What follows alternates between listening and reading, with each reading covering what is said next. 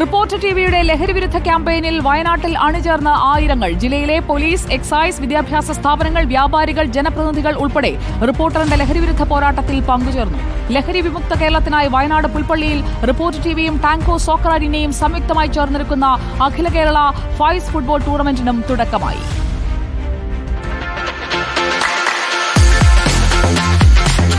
പശ്ചിമഘട്ട മലനിരകളുടെ പ്രകൃതി ഭംഗി വിളിച്ചോതുന്ന കൽപ്പറ്റയിലെ മയിലാടിപ്പാറയിൽ നിന്നായിരുന്നു റിപ്പോർട്ടറിന്റെ പ്രഭാത പരിപാടി കോഫി വിത്ത് അരുൺ ആരംഭിച്ചത്. കൽപ്പറ്റയിൽ നിന്ന് കുറച്ച് അധികം ഉയരത്തിലുള്ള മയിലാടിപ്പാറ എന്ന് പറയുന്ന സ്ഥലത്തേക്കാണ് എത്തിയത്. കളക്ടറേറ്റിൽ നിന്ന് കേരള പോലീസ് വയനാട് ജില്ലാ അസോസിയേഷൻ അംഗങ്ങളും വ്യാപാരി വ്യവസായി യൂത്ത് വിങ്ങും റിപ്പോർട്ടർ സംഘവും സംയുക്തമായി നടത്തിയ കൂട്ടയോട്ടത്തിൽ ആയിരക്കണക്കിന് ആളുകൾ പങ്കെടുത്തു.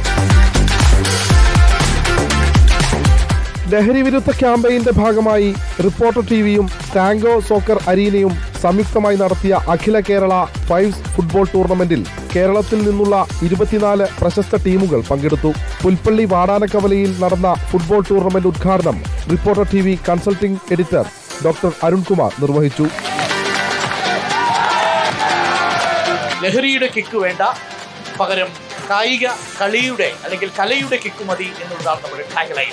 ലഹരിയും വേണ്ട, ലഹളയും വേണ്ട. വരും ദിവസങ്ങളിൽ സംസ്ഥാനത്തിന്റെ വിവിധയിടങ്ങളിലേക്കും ലഹരി വിരുദ്ധ പോരാട്ടവുമായി റിപ്പോർട്ടർ സംഘമെത്തും. റിപ്പോർട്ടർ വയനാട്.